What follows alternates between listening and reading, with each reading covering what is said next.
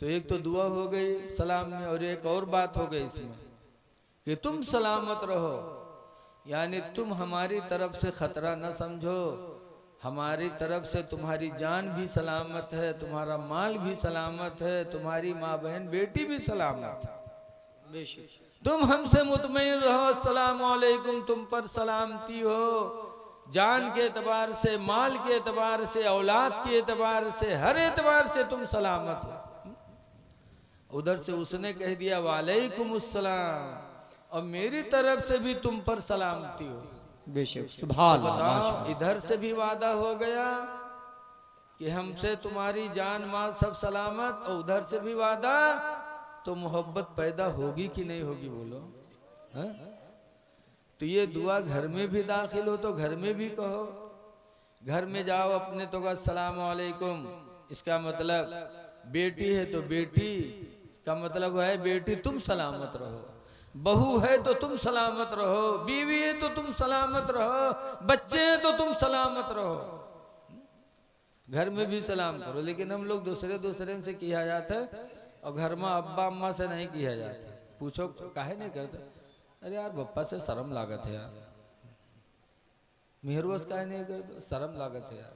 अरे जब मोहब्बत का जरिया है तो घर में भी तो मोहब्बत होनी चाहिए।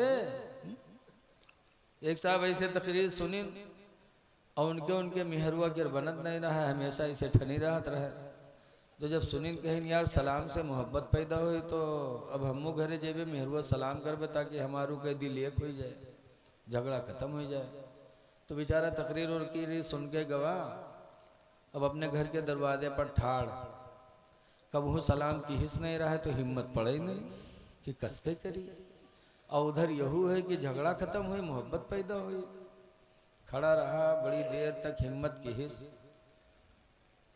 तो कहे हिम्मत पड़े नहीं, लेकिन फिर तैयारी की आस्तीन वास्तीन समेटिस कहे सब जरूर करब चाहे, मालूम होता लड़ाई जाते कुश्ती, आस्तीन वास्तीन समेट के घर में घुसाओ, कहते अस्सलाम वालेकुम, जल्दी से किहिस। तो के मेहरुआ कहा था तो और सब मजाक नीक लागत है, लेकिन तो यूं मजाक हमका नहीं नीक लागत अल्लाह। अब बताओ, अति मेहनत से बेचारा पहली दफा सलाम कह पे, तो के औरतिया कहते तो ये मजाक नहीं नीक लागत है? क्यों?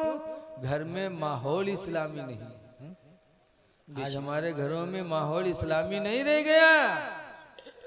ए मेरी माँ बहनों, तुम्हारा शौहर घर में आए तो शौहर से सलाम करो, तुम्हारा बेटा है बेटे से सलाम करो, माँ बाप आए माँ बाप से सलाम करो।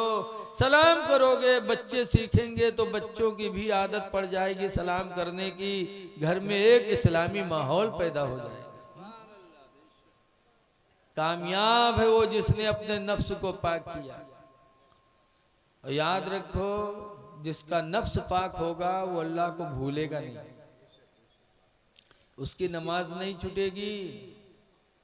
नमाजें पढ़ो, खुदा जाने किस वक्त बुलावा आ जाए। देहात का आदमी तो बहुत महरूमुल किस्मत होता है, शहर के लोग अक्सर नमाजी होते हैं, लेकिन देहात के बेचारे वही जो बुढ़वा कोई काम लायक नहीं रह जाते उन्हीं पढ़ते। जिंदगी तो गुजर जाए, कटहर चुरावे मुर्गी चुरावे, और जब बुढ़ा जी है तब मस्जिद जाइए, वह महीना 2 महीने जैसे पढ़ी हैं बस समझिए कि हम अल्लाह वली हो ही गए।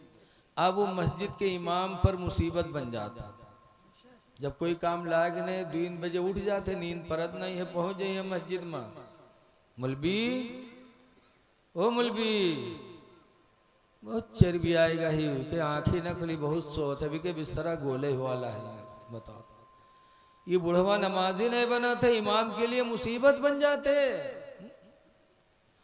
ऐ मेरे बूढ़े भाइयों, अगर अल्लाह ताला तुम्हें तौफीक दे नमाज पढ़ने का, मस्जिद में पहले पहुंच जाओ, तो इमाम को बुरा न कहो, बल्कि अल्लाह का शुक्र अदा करो कि अल्लाह के घर में आज मेरी हाजिरी सबसे पहले हो गई है। तो फौरन वजू बना करके और अजान पुकार दो, और खुशी महसूस करो कि अजान जैसी नेमत अल्लाह ने आज हमारे हिस्से में दे दिया। इसलिए कि अजान वो दौलत है, हदीस पाक में अन मुआवियता काला काला रसूलुल्लाह, मुआविया साहबी कहते हैं कि अल्लाह के रसूल ने इरशाद फरमाया, मन अज़्ज़ना, जिसने अज़ान पढ़ी, फ़कुतिब लहू बराअतुम मिनन नार, तो उसके लिए जहन्नम से निजात का परवाना लिख दिया जाता है। बेशक सुभान अल्लाह। अज़ान मस्जिद में पुकारने वाले के लिए जहन्नम से निजात का परवाना लिख दिया जाता है। तो इमाम को बुरा न कहो, बल्कि वजू बना के अज़ान पढ़ दो, तो अज़ान की नेकी भी तुमको मिल जाएगी, और अज़ान की आवाज़ इमाम साहब सुनेंगे तो खुद ब खुद बेदार हो जाएंगे। बेशक सुभान अल्लाह। तो तुम दो सवाब पाए, तो अज़ान की नेकी तुमको मिल गई, दूसरे ये कि इमाम की बुराई करने से भी तुम्हारी ज़बान बच गई। इमाम की बुराई करते हो और इमाम के पीछे नमाज भी पढ़ेंगे और इमाम की बुराई भी करेंगे, तो तुम्हारी नमाज, तुम्हारी बख्शिश की जामिन कैसे हो सकती? हुज़ूर फरमाते अल इमाम जामिनुन, इमाम तुम्हारी नमाज का जामिन है, यानी जिम्मेदार है। वल मुअज्जिनु अमीनुन वल मुअज्जिनु मुअत्तमिनुन, और अज़ान तुम्हारी नमाज का अमीन है। मुअज्जिन अमीन और इमाम तुम्हारी नमाज का जामिन। तो जब जामिन ही की बुराई करोगे तो नमाज की जमानत कहाँ रह जाएगी? इमाम की बुराई ना किया करो। आज बड़े अफसोस की बात है कि मस्जिद जब बने लगे तो कहीं नहीं, मस्जिद सबसे ऊंची बने चाहिए, संगे मरमर लगे चाहिए, मीनार 100 फुट के हो चाहिए, मस्जिद में कूलर होना चाहिए। नहीं नहीं, मस्जिद में फ्री एसी लगेगी चाहे जितना पैसा हो। गांव वालों को जज्बा रहता, माशाल्लाह अच्छा जज्बा है, अल्लाह का घर बेहतर बनाते हैं, लेकिन अफसोस कहाँ होता है। सुनो, मस्जिद बड़े बनेगी चाहे जितना पैसा हम लोग देंगे, संगे मरमर लगेगा हम सब लोग देंगे, मीनार 100 फुट की बनेंगी हम लोग पैसा देंगे चाहे जितना हो, मस्जिद में एसी लगेगी हम लोग पैसा देंगे चाहे जितने की लगे, चाहे जितने की लगे। लेकिन जब उस मस्जिद को बनाई काहे जाती है? मस्जिद काहे बनाई जाती है? नमाज के लिए ना। बोलो, जब नमाज, जो असले मकसद है नमाज, जब उस नमाज के लिए इमाम रखा जाएगा तो इमाम साहब के पूछिए तनख्वाह कितनी हो चाहिए? तो अगर इमाम साहब को कहीं 10,000 तो कहने 10,000, 3,000 बहुत है, अल्लाह 5,000 बहुत है, 5,000 पर रहे को तो रहो, नहीं तो जाओ। अब मेरे भाई ये अफसोस की बात है और बेवकूफ़ी की हद हो गई कि जिस नमाज के लिए तुमने इतनी अच्छी मस्जिद बनाई है वहां तुमने पैसा नहीं सोचा। अब असले मकसद जब नमाज पढ़ाने की आई तो सोचो तो कोई ऐसे अटहा पटहा मौलवी मिल जाए जो 1,000-2,000 ले पड़ा रहे ऐसे, अल्लाह है, चाहे उसके तलफ़ुज़ सही हो चाहे ना हो, नमाज के मसलाओं का मालूम हो चाहे ना हो, बस वो मस्जिद में पड़ा रहा है और 2,000 रुपया ले ले। ऐ लोगों, असल मकसद है मस्जिद बनाना, किस लिए? नमाज के लिए। जब तुम्हारा इमाम बासलाहियत होगा, खुशहाल होगा, तो तुम्हारी नमाजों में भी अल्लाह ताला खुशू खुजू पैदा करेगा। वो नमाज तुम्हारी बख्शिश का सरमाया बन जाएगा। तनख्वाह भी दो, और इसके अलावा जब जुमा को जाओ तो 10 रुपया अलग से रख जाओ, नमाज के बाद इमाम से मुसाफा मिलाओ, और 10 रुपया तुमने अगर इमाम के हाथ में दे दिया तो इमाम भी खुश होगा, इमाम के दिल से दुआ निकलेगी। और अल्लाह तो देख ही रहा है कि एक नेक आदमी की ये मदद कर रहा है, तो अल्लाह ताला तुम्हारी मदद फरमाएगा। बेशक, सुभान अल्लाह, माशाअल्लाह। तो अल्हम्दुलिल्लाह इमाम कभी परेशान नहीं होगा। 8 दिन आप गए और 10 रुपया मुसाफे में दे आए, पता चला अगर 100 नमाजी हैं तो अगर इमाम साहब को सबने 10-10 दे दिया तो 1,000 हो गया, तो 4-5 हज़ार 6,000 तनख्वाह और 4,000 रुपया महीना में ऐसे पा गए, तो एक इमाम गरीब की जिंदगी तुम्हारे बीच में अच्छी गुजर जाएगी। बेशक, नारे तकबीर, नारे रिसालत, मसलके आला हजरत फैजाने आला हजरत नारे तकबीर नारे रिसालत। तो है लोगों, रहम करो। 10 रुपये में क्या है? सुबह तुम्हारा बच्चा दिन भर में पता नहीं कितने दफा मांगता है, आप देते चले जाते हैं। 10 रुपये में कुछ नहीं है, और सब लोग 10-10 रुपया दे दिए। नजराना इमाम साहब को उठे दिन तो अल्हम्दुलिल्लाह इमाम साहब के बच्चे भी खुश होंगे, इमाम साहब भी खुश होंगे। बेशक सुभान अल्लाह। तो आप हजरात से गुजारिश है कि नमाजों की पाबंदी करो, नमाज जरूर पढ़ो, बगैर नमाज के खुदा राजी नहीं होगा। साफ रखो अपने आप को, दिल भी साफ रखो, बदन भी साफ रखो। इसलिए कि दिल तो साफ है और जाहिर साफ नहीं, तब भी तो नमाज नहीं होगी। बोलो जी। कुर्तम पैखाना लाग हो, दिल साफ हो, तो क्या नमाज हो जाएगी? नहीं। नमाज जब अच्छी होगी जब आपका जाहिर भी बातिन भी पाक हो। पाक और साफ रहो। कुरान करीम में हदीस पाक में भी है, कुरान में युहिब्बुल मुततहिरीन, अल्लाह ताला पाक रहने वालों से मोहब्बत फरमाता है। बेशक जो सुभान पाक और अल्लाह। साफ रहते हैं उससे बंदे भी मोहब्बत करते हैं। अच्छा ही बताओ, टोला पड़ोसी में आप देखे होंगे जो अपने बच्चे को बिल्कुल साफ सुथरा रखता है, कायदे से पहनाए रहता है साफ सुथरा, तो वो बच्चा निकलता है तो दूसरे लोग गोद उठाने में शर्माते नहीं। बोलो भाई, हक है, साफ सही है। सुथरा बच्चा होता है तो आदमी अपने गोद में ले लेता, चाहे जिसका बच्चा हो आदमी प्यार कर लेता है।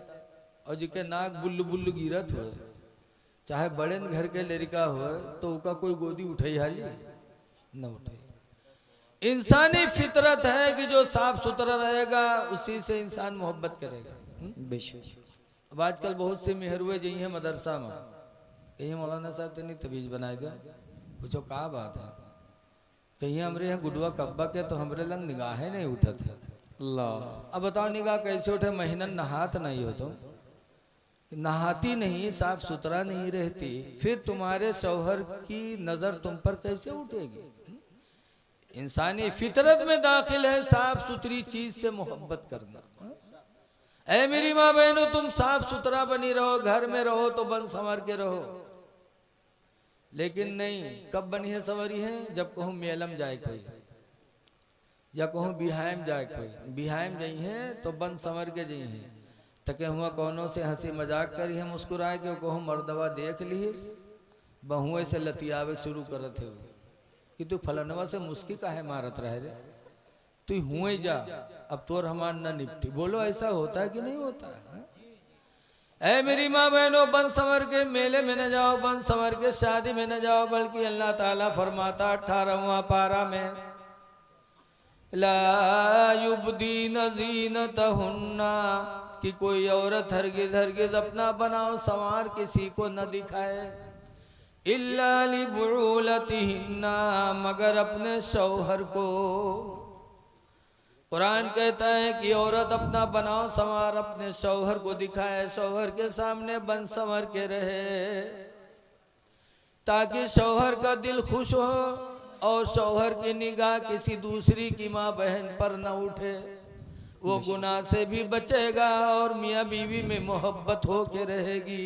बेशक सुभान अल्लाह माशाअल्लाह। हक हक। अपने शौहर के सामने बनाओ संवार जाहिर करें, औ आबाइहिन्ना, या अपने बाप के सामने बनाओ संवार करके रहें, ताकि बाप का दिल खुश हो कि अल्लाह ताला ने हमें खूबसूरत बच्ची अता फरमाई है। बेशक सुभान।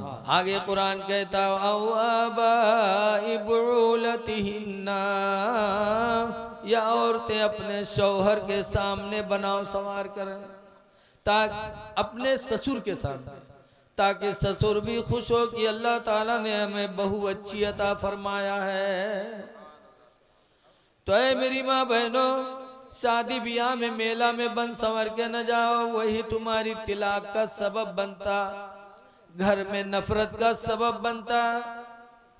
पाको साफ रहो, पाको साफ हो करके कुरान करीम की घर में तिलावत करो, वक्तों पे नमाज अदा करो, तुम्हारे बच्चे तुमको देख देख के नमाजी हो जाएंगे।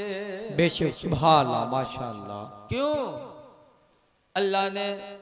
अल्लाह के रसूल ने फरमाया है उतलुबुल इल्मा मिनल महदी, के लोगों माँ की गोद से दीन सीखा करो।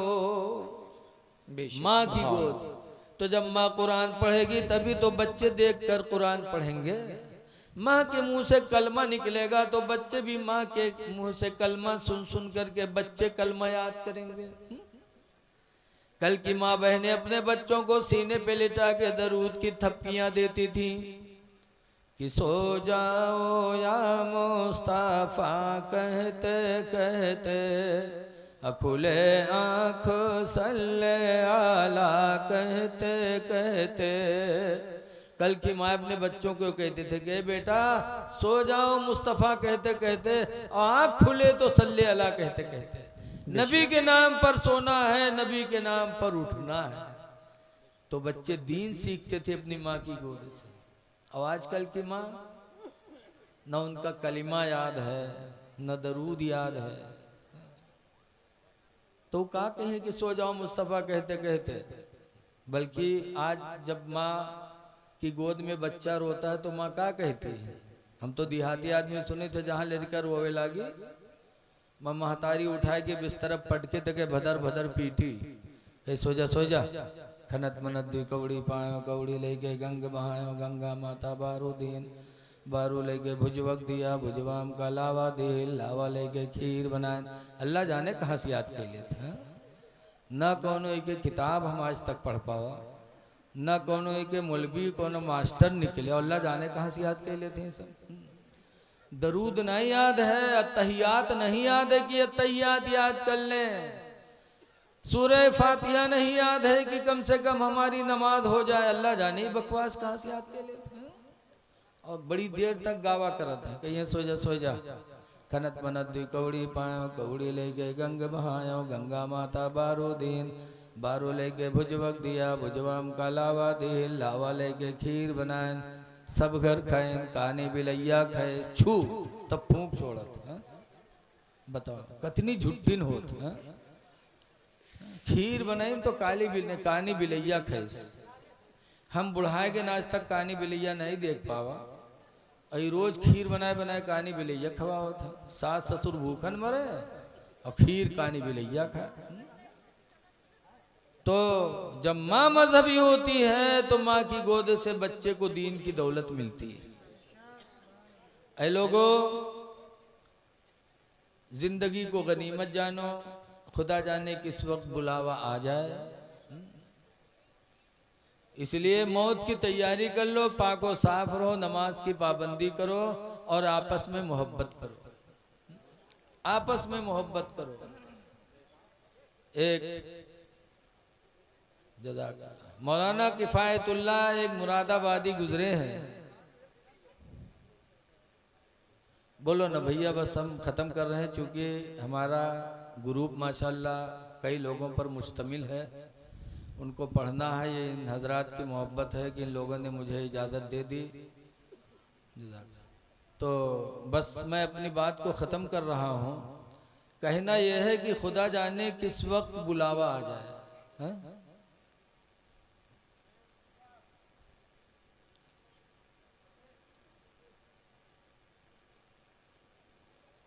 ये हिंदुस्तान पहले किसकी हुकूमत में था? अंग्रेजों की हुकूमत में था। बोलो।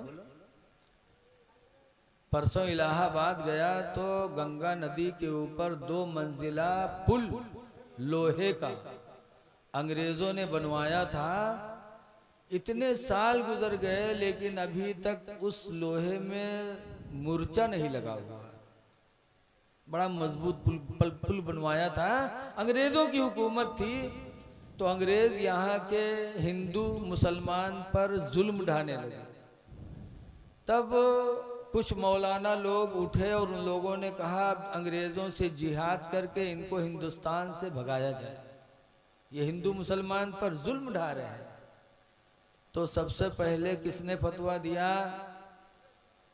खैराबाद सीतापुर के रहने वाले खैराबाद के मौलाना फजले हक और मुरादाबाद के रहने वाले मौलाना किफ़ायतुल्लाह, इन लोगों ने फतवा दिया कि अंग्रेज़ों से जिहाद करके इनको मुल्क हिंदुस्तान से भगाया जाए। तो अंग्रेज़ ने इन उलमा को क्या किया, तकरीबन 16,000 आलिमों को कत्ल किया था अंग्रेज़ों ने। कितने आलिम कत्ल हुए थे? 16,000 आलिमों को यहाँ की हुकूमत अंग्रेज़ों ने शहीद कर दिया था। अल्लाह। तब ये हिंदुस्तान आज़ाद हुआ है। आज मौलवी मौलाना से लोग नफरत करते हैं, ये बड़ी बेवफाई है। 16,000 मौलाना लोगों ने अपनी जान देकर हिंदुस्तान को अंग्रेज़ों से आज़ाद कराया। इसी में दो मौलाना का नाम आ रहा है, मौलाना किफ़ायतुल्लाह मुरादाबाद के। खैराबाद के रहने वाले मौलाना फजल हक को तो अंग्रेज़ों ने काला पानी भेज दिया सज़ा में, वही बेचारे ख़त्म हो गए। और मौलाना किफ़ायतुल्लाह मुरादाबादी को अंग्रेज़ों ने फांसी दिया था। जब फांसी पे मौलाना किफ़ायतुल्लाह मुरादाबादी को अंग्रेज़ों ने चढ़ गए, तब अंग्रेज़ों ने पूछा था, किफ़ायतुल्लाह मुरादाबादी अब तुम्हारी आखिरी वक्त है, कोई ख्वाहिश हो, कोई तमन्ना हो तो बताओ। ये फांसी के कवायद में है, उसूल में है कि किसी को फांसी दी जाए तो आखिरी वक्त उससे उसकी मंशा पूछी जाए। तो अंग्रेज़ों ने भी पूछा, तो किफ़ायतुल्लाह मुरादाबादी ने ये नहीं कहा था कि मेरी बीवी को बुला दो, मेरे बच्चों को बुला दो, कुछ बात कर ले, बल्कि किफ़ायतुल्लाह मौलाना मुरादाबादी ने कहा था, अंग्रेज़ों आखिरी वक्त मेरी एक तमन्ना है। कहा क्या? कहा मैं कुछ शेर कहना चाहता हूँ। कहा कहो।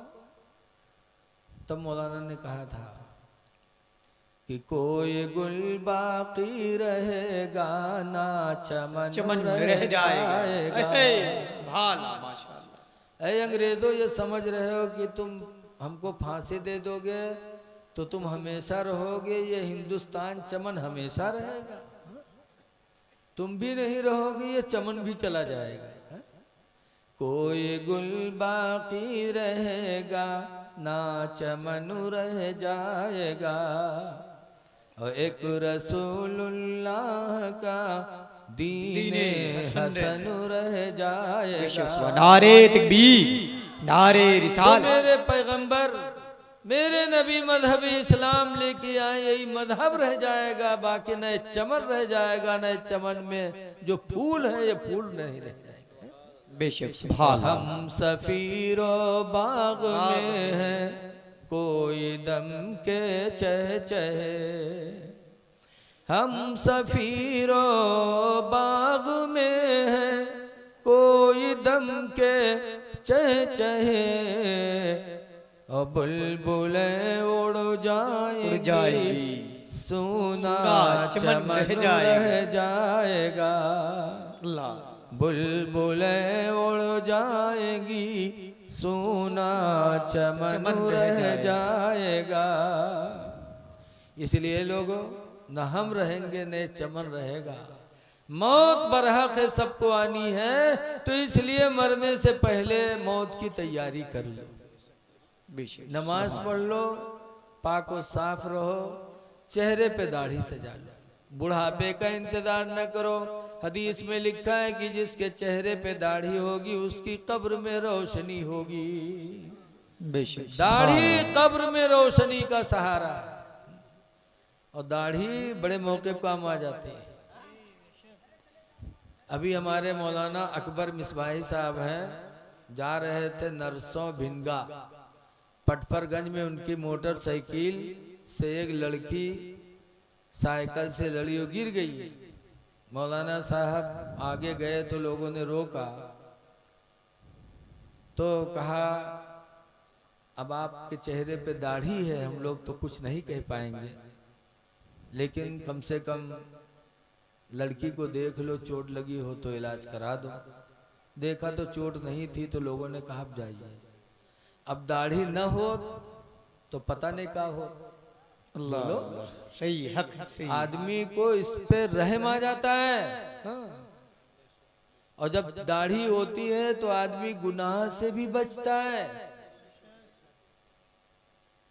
जिके चेहरे पे दाढ़ी हुई हो बम्बई जाई तो पीला हाउस टहरे न जाइयो, शर्माएगा भाई, इंडिया गेट नहीं जाएगा वो, वरना लोग थूकेंगे कि चेहरे पे दाढ़ी रखा है और इंडिया गेट और पीला हाउस टहलना है।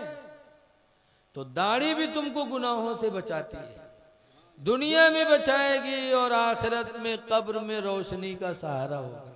बेशक सुभान। और दाढ़ी से बहुत फायदा है। एक दफा हम बम्बई से आई रहा है, जब बम्बई से ट्रेन चला था तो हिजड़ा ऊपर चढ़ा था, चढ़ा था कि नहीं चढ़ा? सही तके जो दाढ़ी जो पैंट बूसट पहने रहा थे, दाढ़ी नहीं रखा थे, उनसे हिजड़वे खूब पैसा वसूला था, नहीं देते तो थपड़ियाई भी देते। और हम लोग बैठे रहे तो हम एक जगह से बैठे थे, हिजड़ा आवा सबसे मांगी, हमसे कुछ नहीं बोला।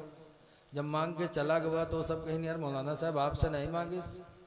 हम कहा सबके काम अपने अपने स्टाफ में होते है, वो अपने स्टाफ से लेके चला गया और जो गैरे स्टाफ रहा उसका छोड़ दीस। तो दाढ़ी मुसलमान की निशानी। बेशक भाई तो याद रखो मुसलमानों कि इमाम हुसैन ने करबला में जान दी, बच्चों को शहीद अल्लाह की राह में पेश कर दिया, शहीद हो गए, लेकिन यजीद के हाथ पे हाथ नहीं रखा, मुरीद हो जाते। जैसे आजकल आप लोग मुरीद हो जाते हो, पीर आवत है गाँव में बाबा कौनो हाथे फाथ धई दियो और कहू आवत है झूठ न बोले, झूठ न बोलबे, नमाज न छोड़े, नमाज न छोड़बे, और चला जाता है झूठ चालू, नमाज छोड़ना चालू। एक को मानो तो पीर के बताओ, अरे यार मैं गलत कह रहा हूँ।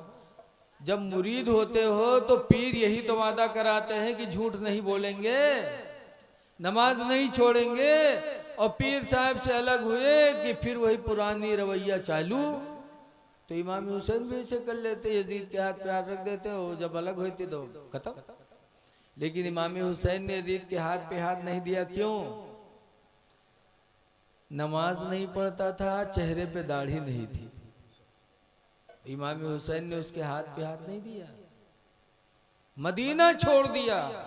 जबकि मदीना वो मुकद्दस सरजमीन है कि हर नमाजी दुआ मांगता है, देख या इलाही वो दिखा दे, या इलाही वो मदीना कैसी बस्ती है जहां पर रात दिन मौला तेरी रहमत बरसती है।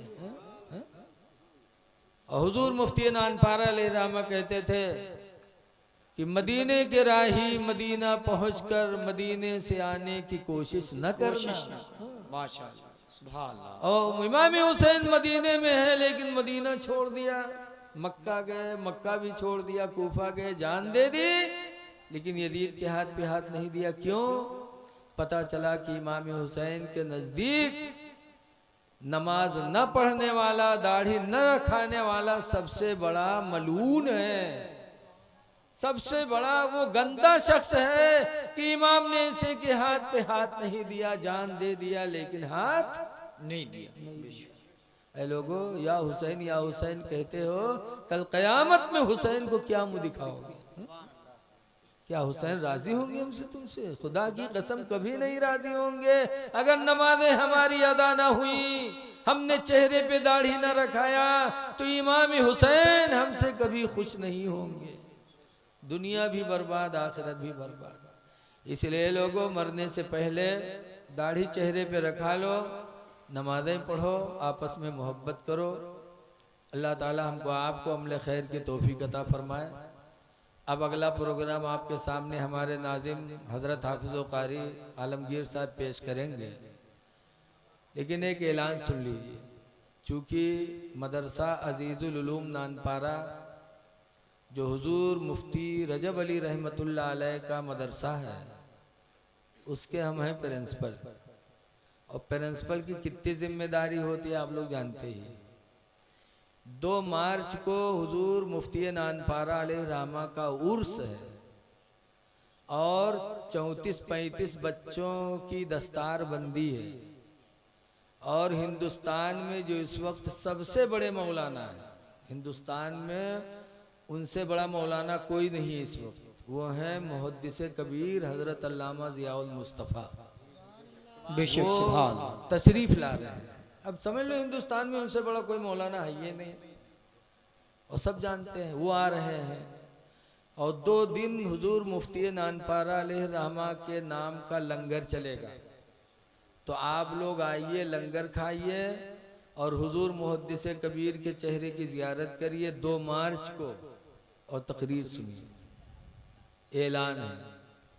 और दूसरा ऐलान ये है कि हुजूर मुफ्ती नानपारा अलैहि रहमा के लंगर में हिस्सा ले लो। लंगर बुजुर्गों का मुसलमानों के चंदे ही से होता है। बोलो,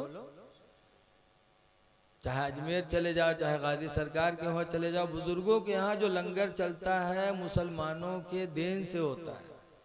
इसलिए लोगों, पूरी तहसील नानपारा पर एहसान है हुजूर मुफ्ती नानपारा का।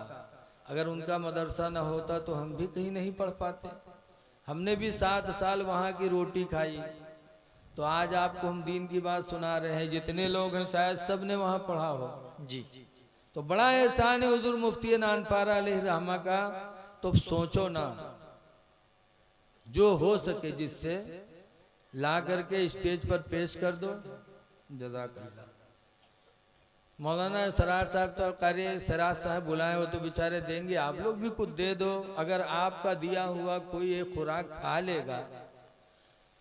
मध्य प्रदेश से लोग आते हैं, गुजरात से आते हैं, कहाँ कहाँ से आते हैं मेहमान, और आपका दिया हुआ खाकर अगर वो दीन सीख कर यहाँ से जाएंगे तो आपको कितना सवाब मिलेगा। मरने के बाद भी कब्र में सदक़े जारिया का सवाब मिलता रहेगा। बेशक, सुभान अल्लाह। दुनिया में तो मिलेगा, मरने के बाद भी मिलता रहेगा। तो ऐ लोगों, पछताओगे बाद में। इतने बड़े आलिम के उर्स में जिनका एहसान पूरे जी माशाअल्लाह, ये सब लंगर ही के लिए हम मांग रहे हैं आप लोगों से। जिससे जो हो सके सोच लो कि एक टाइम का खाना हम एक मेहमान को हम अपनी तरफ से खिलाएंगे माशाअल्लाह। हाँ? तो माशाअल्लाह, तो बहुत से लोग हैं यहाँ पर। सोचो ना, बस दे दो। इसलिए कि नेकी कमाने का जो भी मौका मिल जाए अल्लाह का शुक्र अदा करो। और देने के बाद कोई जाएगा नहीं, देने के बाद आप बैठो और फिर इंशाअल्लाह अभी देखो आप नाते सुनेंगे कैसी कैसी आवाज़ के मालिक स्टेज पर बैठे हुए हैं। हमारी माँ बहनों से भी गुजारिश है कि तुम्हारे पास अगर कुछ हो तो हिस्सा ले लो हुजूर मुफ्ती नानपारा अलैहि रहमा के लंगर में, इसलिए कि तुम्हें भी नेकी की ज़रूरत है। कल क़यामत के दिन हुजूर मुफ्ती नानपारा अलैहि रहमा की इंशाअल्लाह शफाअत भी नसीब होगी। इसलिए कि सुभान अल्लाह, लिखा है कि हाजी जन्नत में जाएगा और 400 लोगों की शफाअत करवा के जन्नत में लेके जाएगा एक हाजी। और जो आलिम दीन होगा, नेक आलिम, बामल आलिम, वो क़यामत के दिन इतने लोगों को अपने साथ जन्नत में लेके जाएगा जितने कि आसमान में सितारे जगमगा रहे हैं। तो इंशाअल्लाह हमारे इलाके तहसील नानपारा के सबसे बड़े आलिम और सबसे बुजुर्ग आलिम थे हुजूर मुफ्ती रजब अली रहमतुल्लाह अलैह। उनका उर्स हो रहा है। आप लोग आइएगा, लंगर खाइएगा और दीनी बातों को सुनिएगा।